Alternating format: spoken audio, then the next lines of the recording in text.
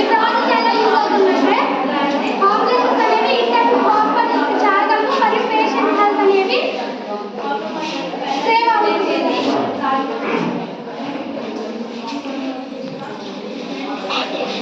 ఈ ప్రాజెక్ట్ లో మేము యూజ్ చేసిన కాంపోనెంట్స్ ఏంటంటే USB 8 to 6 is sensor, LEDs,